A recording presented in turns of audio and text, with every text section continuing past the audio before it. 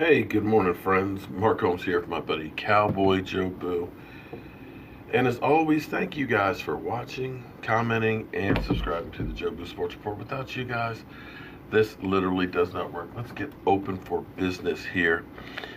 On this Thursday morning, we are just 2 days away from the Cowboys playing in the divisional round of the playoffs against the Rams. And I don't understand something. Thank you for joining this morning's edition of Don't Sleep on the Dallas Cowboys, because you literally cannot sleep on the Dallas Cowboys because things happen late in the evening, late at night, first thing in the morning. And so you want to be up to speed with all that is America's team. But I don't understand something. Maybe you guys can explain it to me.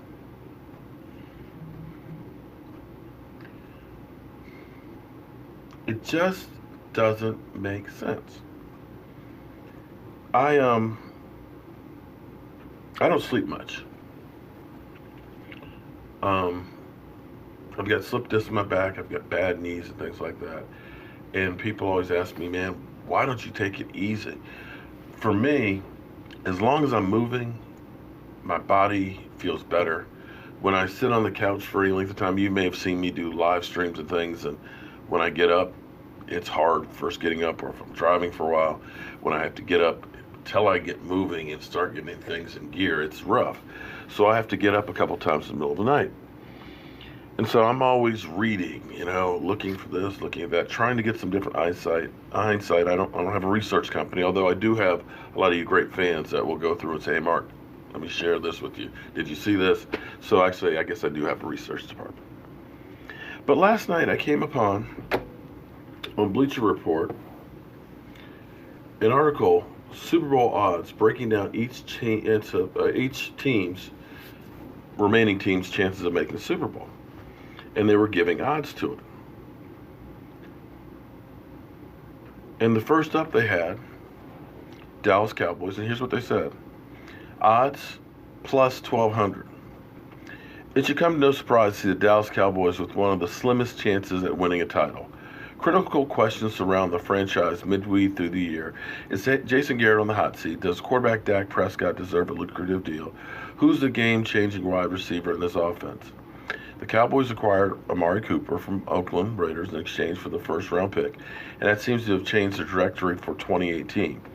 With him, Dallas has won 8 of 10 contests. He posted 300-yard performances along with 6 touchdowns. Though Cooper was dominant in spots, he hasn't reached the end zone since Week 14. Beyond his receiving numbers, it's important to understand how he opens the field for the ground attack. Safeties can't overload the box to stop Zeke Elliott on every down, and when the fourth-year receiver runs Chris Roots midfield, multiple defensive backs have to account for him during the pass, accounting for him darting past a primary defender. Most importantly, there's no doubt that Prescott is becoming a more productive passer with Cooper on the perimeter. He failed to throw for 200 yards in 4 of his first 5-7 outings. That only happens once since the trade. Above all, Ezekiel Elliott's led the NFL in rushing per game for the third consecutive season. As long as he's healthy, the Cowboys have a chance to shock the league. Despite the improved play through November and December, Dallas may have to go through Los Angeles Rams, one of the hottest teams of the first half of the season, and New Orleans Saints, the club with the best overall record. The Cowboys beat the Saints at home, but the NFC Championship game between the two teams would look entirely different in front of a roaring crowd at Mercedes-Benz Dome. Before thinking about a second round with New Orleans, Dallas first has to face the number 2 scoring offense, which places an anus on the Cowboys to top their 21.2 point per game average. Prescott and company have the most daunting road ahead. Okay, I'm not going to read each one of them, but they've got the Philadelphia Eagles then next with the second worst odds, 1,000, plus 1,000 odds. From there, they have the Indianapolis Colts, same thing as the Eagles, 1,000. Then they have the Chargers at 900. Then they have New England Patriots at plus 600. Then they have the Rams at plus 450. Kansas City at 400. New Orleans Saints at 250.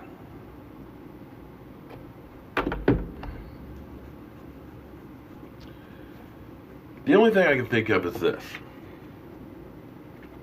Understanding Vegas odds. What they want, here's what they want. They want to have 50% of the betting money on one side and 50% on the other. That way they don't lose. They make money. So they'll make the odds in favor of opposite of the betting crowd. If everybody believes that one team's going to win, then they try and balance it out by giving more points to the other team. That's why you'll see, a team's 3-point or 7-point or even a 10-point favorite, because they're trying to get people to bet on the other side. But I would think that a lot of Cowboy fans would be betting on the Cowboys because, we're America's team and we believe in our team, so they're going to put money on the Cowboys. But then that's opposite of the logic there. But I don't understand because, correct me if I'm wrong, New Orleans is figured to be the best team in the NFL, right? Hands down, New Orleans is the best team in the NFL. New Orleans played Philadelphia, and was it a 50 burger they put on them? To like 7 points? They destroyed them, right? New Orleans beat the Rams, I believe, right? So you understand New Orleans being top tier. I get that. That makes sense. And of course, they'll be playing at home, and they've got a great home field advantage. I've seen it. Mercedes-Benz Dome, woo! That ain't no joke. When you get Who Dat Nation in that game, yeah, that's tough to beat. I get that, New Orleans being the top one. But here's what I don't get. And it doesn't quite make sense to me. And maybe you guys can help me understand. Didn't we beat New Orleans? Didn't we also beat the Eagles not once, but twice?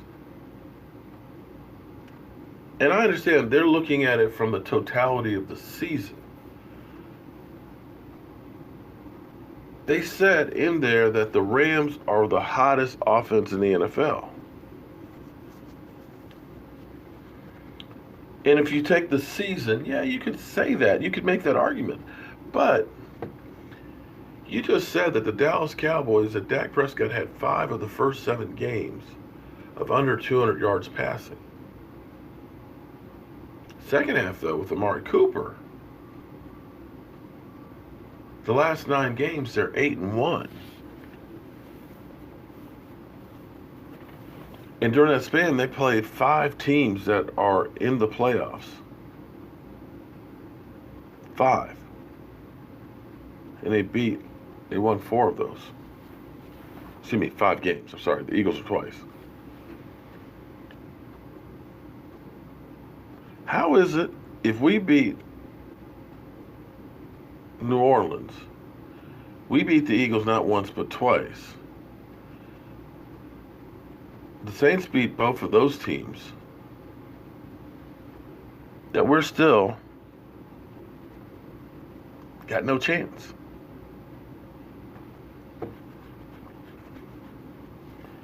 They didn't give us a chance last week against Seattle. They said, Seahawks, Russell Wilson,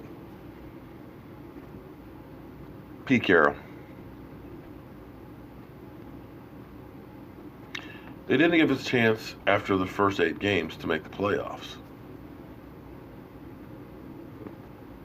I get it now.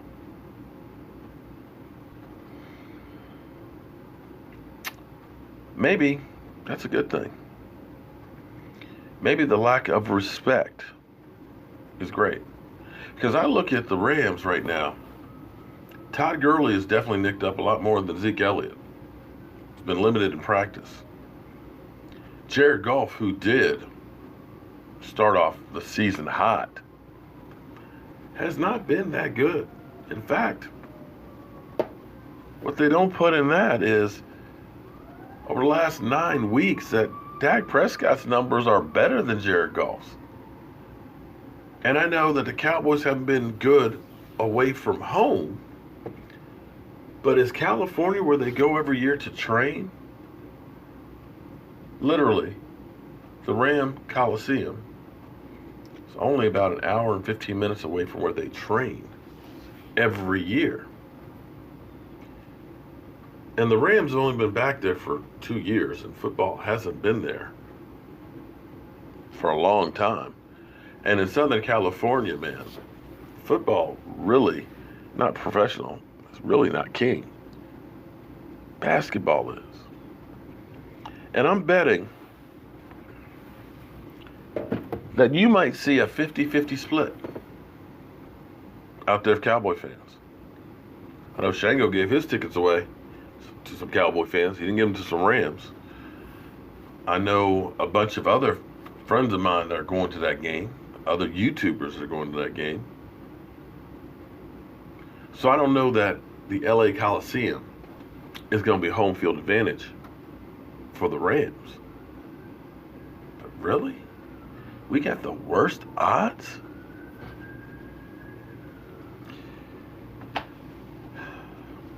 Keep doubting.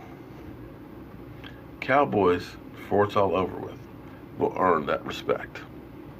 You know, I got my 3 R's. Respect, redemption, and revenge. And all 3 of those will be ready for this game. I'm Mark Holmes, and, well, I got to get to my day job. And as always, thank you guys for watching, commenting, and subscribing to the Jobu Sports Report. I'll see you soon.